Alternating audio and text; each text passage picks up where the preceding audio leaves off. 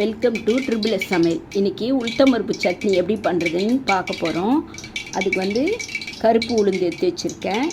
இதில் 3/4 டம்ளர் எடுத்து வச்சுருக்கேன். அப்புறம் ஒரு 10 பல் இது எடுத்து வச்சுருக்கேன். காஞ்ச மிளகா, பூண்டு ஒரு 4 பல், சின்ன வெங்காயம் வந்து ஒரு 8 எடுத்து வச்சுருக்கேன்.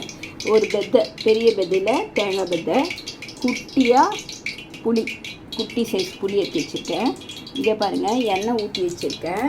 இதில் வந்து இப்போது உளுத்தம்பருப்பை வறுத்துக்கணும். வாசனை வர அளவு வறுத்துக்கணும். நல்லா வறுத்துட்டு அப்புறம் இது பாருங்கள், இந்த தேங்காய், சின்ன வெங்காயம் எல்லாத்தையும் கொட்டி வறுத்துடணும்.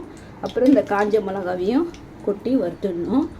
எல்லாத்தையும் வறுத்துட்டு உங்களுக்கு காமிக்கிறேன். இங்கே பாருங்கள், நல்லா வதங்கிடுச்சு.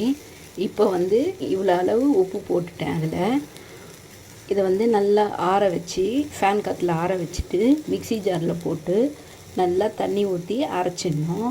அரைச்சிட்டு தாளிச்சிட்டு உங்களுக்கு காமிக்கிறேன். இங்கே பாருங்கள், கொஞ்சமாக தண்ணி ஊற்றி அரைச்சிருக்கேன்.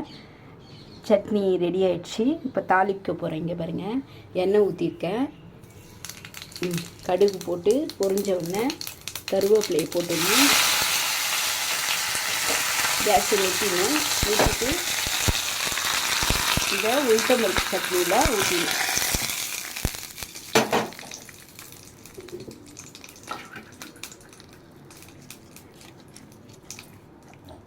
டேஸ்ட் பண்ணி பார்க்குறேன்.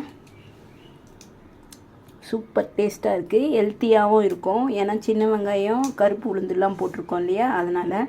இந்த டிஷ் உங்களுக்கு பிடிச்சிருந்தா லைக் பண்ணுங்கள், ஷேர் பண்ணுங்கள், சப்ஸ்கிரைப் பண்ணுங்கள், பெல் பட்டனை டிங்கன்னு வச்சுருங்க. நிறைய பேர் பார்க்குறீங்க, ஆனால் சப்ஸ்கிரைப் பண்ணாமல் பார்க்குறீங்க.